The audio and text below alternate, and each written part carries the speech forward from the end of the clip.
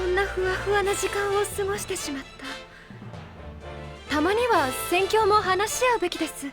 そうでしょ?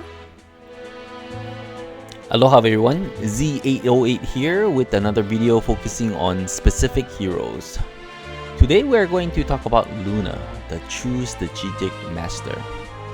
When one of my friends looked at my box, he asked me, "Brah, why Luna still stay in your box?" Sorry about the pidgin English, but on a serious note, Luna's utility makes her one of the most versatile units in the game. Now there are 5 main reasons. The first one is because she is the only unit in the game right now having a unique aura that reduces magic damage. And it's really no joke. If you look at her talent, it reduces damage by 30%. That's very, very significant. Number 2, she is one of the Princess Fraction buffer. Third reason is her 3C enables rush strategies. Fourth reason, she can use a unique gear set and specialized skills. And the fifth reason is that she has relatively high damage and is often used to counter high magic damage units as well as high defense units. Now, if we look at the first 2 reasons, there's really no explanations needed. As for the third reason, many players are familiar with her 3C skill that enables rush strategies. In fact, I will be posting a recap of the first weekend season 6 Apex games, and I will highlight this in one of the games. Now, for the fourth reason is something it sometimes that's not obvious since it's very gear dependent. So let's take a look at my gear and what I feel like makes the most sense. She also have a unique set of skills to have significant advantages countering specific boxes, and I'll show an example of that as well in a little bit. But let's talk about the gear. So the first gear, my recommendation is the Cursed Lance. Now the Cursed Lance is unique in which it increases both defense and magic defense when attacking. And we all know that her conversion of magic defense to attack with extra 50% is huge. Plus, there is a 50% chance to silence an enemy active skill. So silence, that's a game changer, as well as a heal block for 1 turn. So I know for a fact that I have won many games using this, because of Cursed Lance procs. Okay, next one, Last Rites. So Last Rites allows her to survive being one-shot most of the time if it's in conjunction with the Swordsmith Metal, which makes her immune to fixed damage. So being immune to backstab, for example, and having ability to reduce overall unit damage by 40%, it just makes her so much stronger.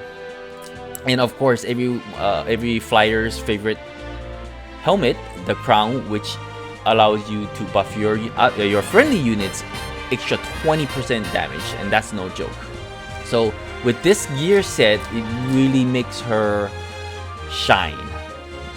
Not only because of her other skills, but because she can, 1, debuff, high survivability, and able to buff again untraditionally using the crown.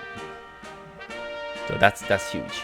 And for me, I did my enchants this way so that I can maximize defense and magic defense, and not really that great, but fairly decent, with 277 defense and 351. Not the highest magic defense because I don't prioritize in trying to one-shot anybody.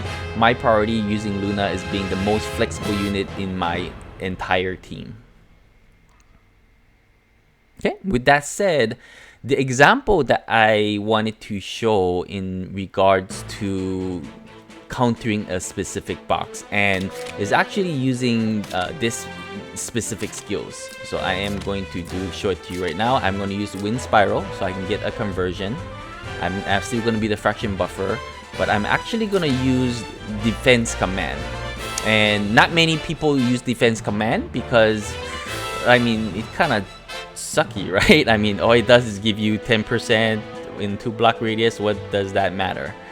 Well, in certain situation, it's huge. And let me just show you a game that I played, I believe yesterday in Apex, and it's like the perfect example of what that is like.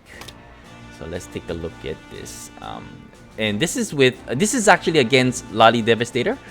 Lottie is, where is he? He's one of the top players this time. He was number 4 when I fought him. Now he is, oh, he went, where is he? He was pretty high early. Oh wow, he went down.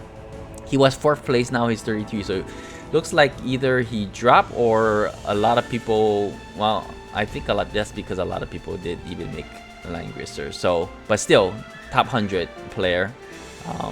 But let's look at the game and see why it makes sense.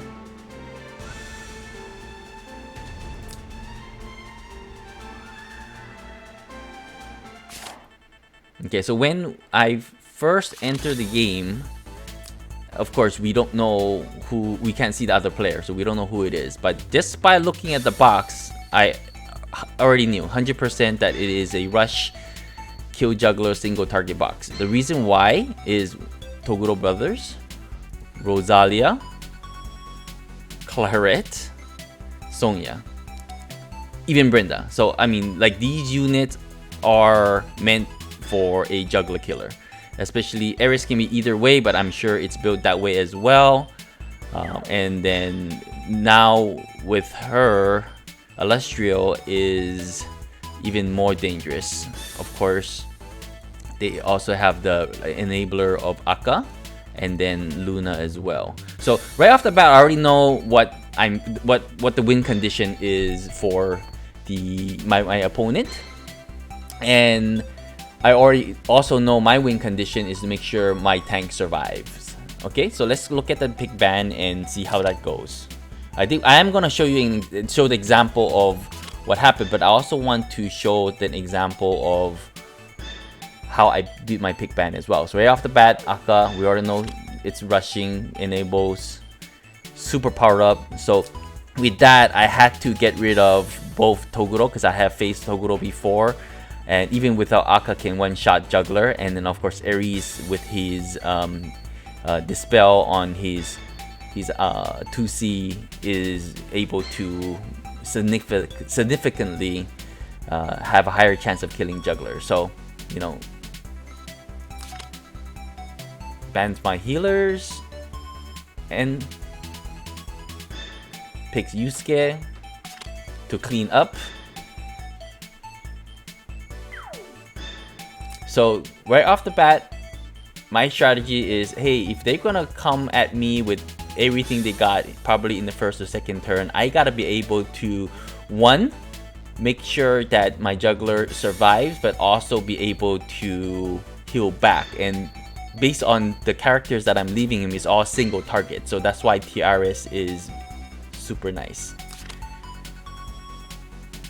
Banning my long range targets, pick Sonya. I ban more enabler. I don't want him to snipe my units. I pick Luna, and that's what is gonna save me 100%. These 2 units, and then picks Claret. Oh man, that's tough to counter, right? And I ban more high single target, and I also pick another healer. So you would probably think like, why would I be, well, how am I going to kill anything with this team? Right? But there's a specific reason why I pick her as well, is because she will be able to give me even more defense as well as rewind, and rewind is always nice.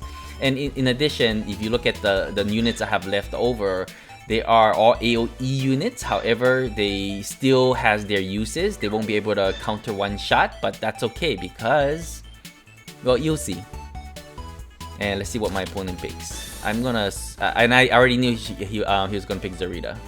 It just makes sense because buffs Claret, be able to long range, can use 3C, and I picked Bozo.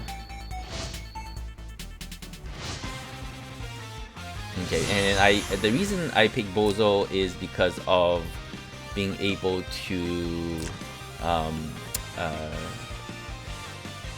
fraction buff myself, but then because my Bozo is also very bulky, which I'm going to showcase in another game.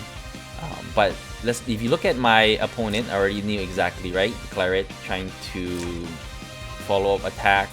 Sonya is going to be leading the pack with the first attack, guaranteed. Zarita is this follow up, as well as Yusuke to clean up.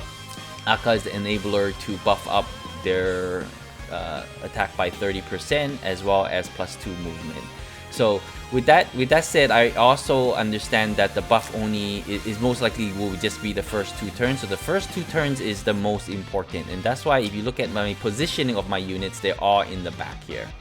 Okay, but let's just go into it real quick. See why it makes sense. Why Luna is the key here. So I'm not gonna explain. Let's take a look at what happens first. So buff up. Setting up right now. I'm staying back. He's rushing forward. Buff up my juggler. Yep, here it comes. Wild power.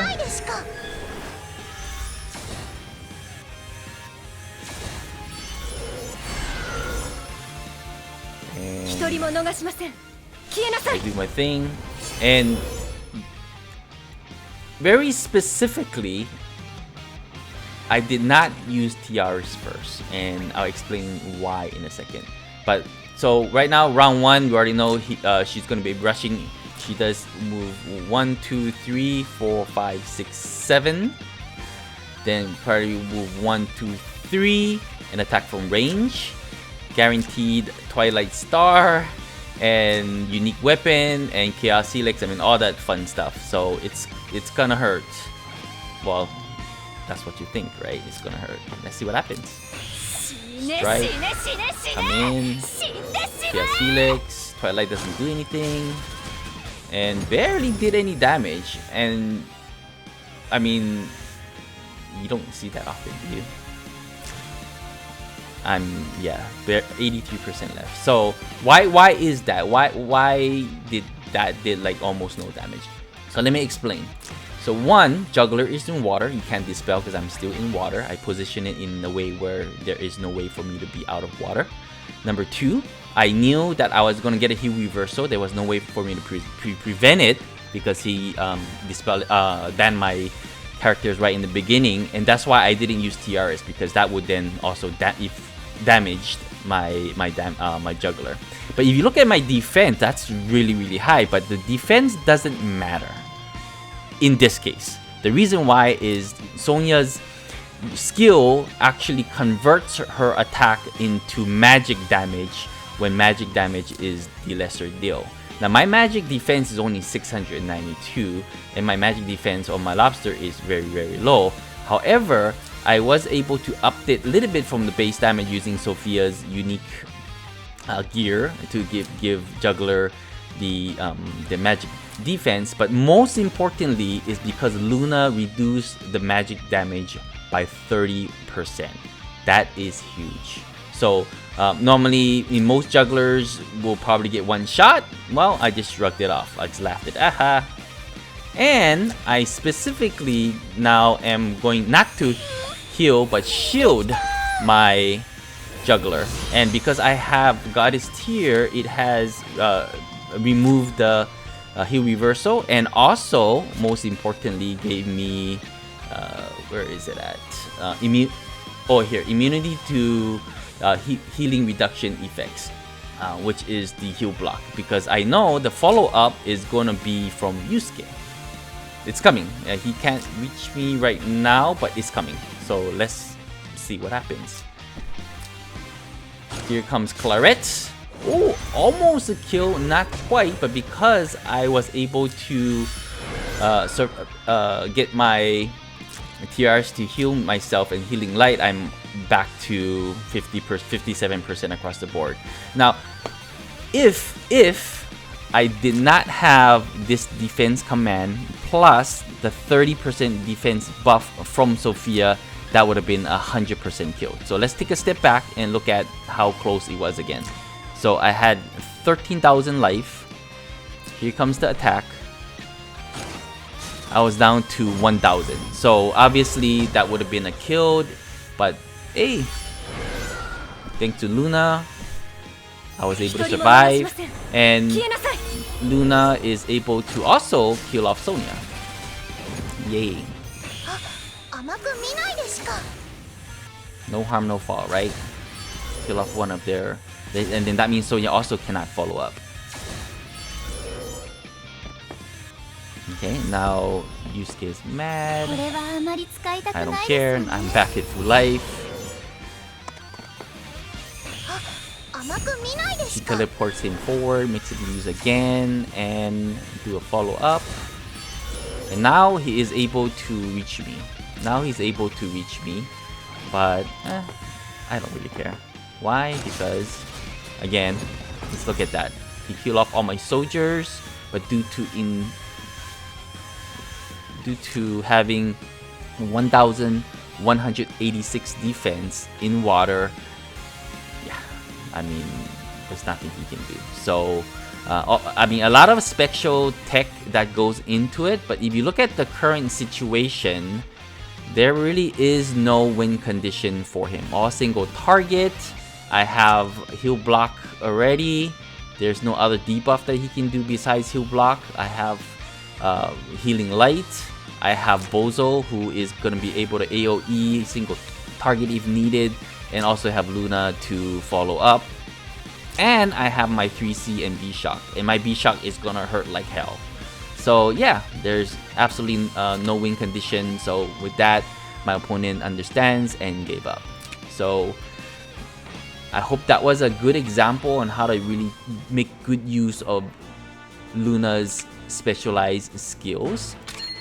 So let's go back to Luna and her wonderful looking wedding dress here. Then lastly, her conversion of her magic defense attack allows her to have around roughly, I think earlier I had about over 1900, but a lot of other players have over 2000 attack. This means she can do decent damage to high defense units and not to worry about magic damage most of the time as well. So she is actually the ideal hero, at least for me, to fight against Listel.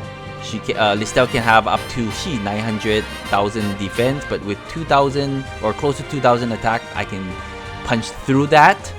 In addition, magic damage doesn't really do anything to me, and also I have Sorcerer's Medal, so if she blood dance to me, I'll just laugh at him, right? So yep, Luna is one of my favorite units, and that is why she's still in my box.